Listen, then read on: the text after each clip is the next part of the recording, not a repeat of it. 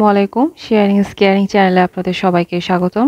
আজকে কথা বলবো মেলাও হোয়াইটনিং সিরামটা নিয়ে। এই সিরামটা কেনার আমার উদ্দেশ্য হচ্ছে 2% আলফা আরবুটিন। কেন? তো যাদের এজ আসলে 30+ এরা জানেন যে বয়সের একটা ছাপ চোখে মুখে পড়া শুরু করে, বয়সজনিত কিছু দাগ পড়ে যায়, যার মধ্যে হাইপার পিগমেন্টেশন অন্যতম। তো আমি গুগল সার্চ দিয়ে দেখেছিলাম যে 2% আলফা আরবুটিন এই উপাদানটা নাকি হাইপার পিগমেন্টেশন জনিত সমস্যাটাকে নিয়ন্ত্রণ করতে সাহায্য করে। তবে এর জন্য এটা টানা 3-4 মাস ব্যবহার করতে হবে নিয়মিত, এবং পাশাপাশি অন্যান্য কেয়ারগুলো চালিয়ে যেতে হবে।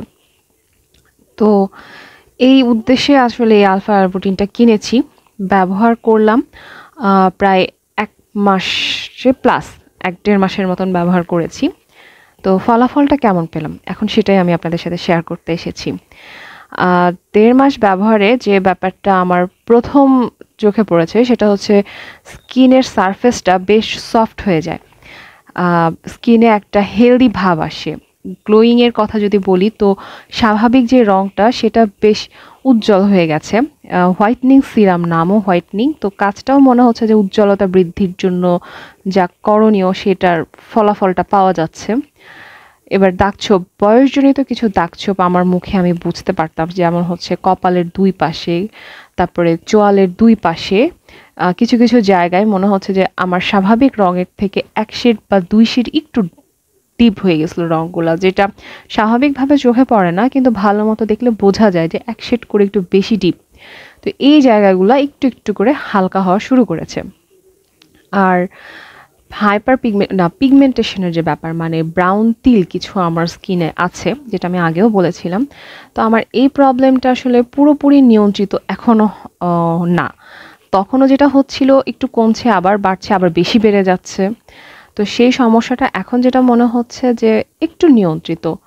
মানে আগে মুখে প্রায় অনেক নতুন নতুন জায়গায় মনে হচ্ছে দিন দিন আবিষ্কার করে ফেলছিলাম।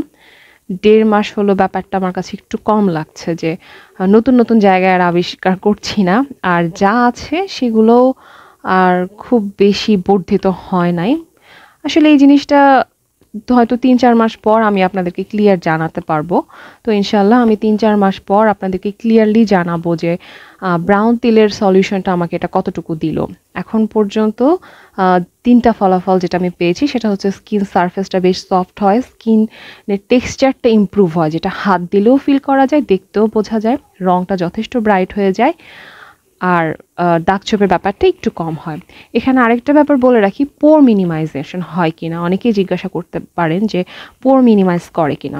তো না, পোর মিনিমাইজের কোনো ফলাফল পাই নাই, কারণ পোর্স প্রবলেম আমার হাজব্যান্ডের আছে। তো আমরা দুজনেই এটা ব্যবহার করছি, এটা কিন্তু ছেলে মেয়ে দুজনের জন্যই বেশ ভালো কাজে দিচ্ছে, কিন্তু ওর মুখের পোর্সগুলোর ক্ষেত্রে ও কোনো ফলাফল, মানে ভালো কোনো সলিউশন দেখতে পাচ্ছে না। তবে বাদবাকি আমি যা যা বললাম সে ব্যাপারগুলো তারও ফিল হচ্ছে, মানে ওর স্কিনে অন্য কোনো প্রবলেম নাই, কিন্তু একটু ব্রাইটনেসটা ওর কাছেও ফিল হয়েছে, আর টেক্সচারটাও ওর মনে হচ্ছে যে ওর মুখটাও বেশ একটু সফট হচ্ছে। তো মেলাও নেওয়ার কারণ হচ্ছে এটার প্রাইসটা বেশ রিজনেবল। অন্যান্য যেগুলো 2% আলফা আরবুটিন মার্কেটে আরও অনেক অনেক সিরাম আছে, হাজার প্লাস, ম্যাক্সিমামেরই দাম 1000+। তো সেখানে এই সিরামটাই একমাত্র দেখলাম দাম হচ্ছে, এটা নিয়েছে কত, 320 টাকা, এবং এই প্রাইসের মধ্যে এটা অ্যাভেলেবল 30 ml। আচ্ছা আমি একটু খুলে দেখাই। এখন প্রশ্ন হচ্ছে আসল না নকল। অবশ্যই মেলাওয়ের সিরামের প্রচুর প্রচুর নকল মার্কেটে আছে। আমি আমার পরিচিত জনদের কাছ থেকেই শুনেছি যে তারা নকলটা কিনে হতাশ হয়ে গেছে। তো আমি আসলে এটা কিভাবে বুঝলাম যে এটা আসল? আমার এটা আসল নকল বোঝার আসলে বিশ্বাস করা ছাড়া তেমন কোনো সোর্স নাই। আমি একটা পরিচিত দোকান আমার আছে, আমি সবসময় ওনার কাছ থেকেই জিনিস নিই, এবং আলহামদুলিল্লাহ ওনার কাছ থেকে আমি এখন পর্যন্ত কোনো বিষয়ে ঠকে যাই নাই। তো এটাও সেভাবে ওনার কাছ থেকেই নিয়েছি, এবং কাজ করা দেখে মনে হচ্ছে যে না, কিছু তো উপকার পাচ্ছি, নিশ্চয়ই আসলটাই পেয়েছি আমি, এটাই মনে হচ্ছে। তো এই ছিল আমার আজকের এক্সপেরিয়েন্স, যেটা আমি শেয়ার করে গেলাম এই সিরামটা নিয়ে।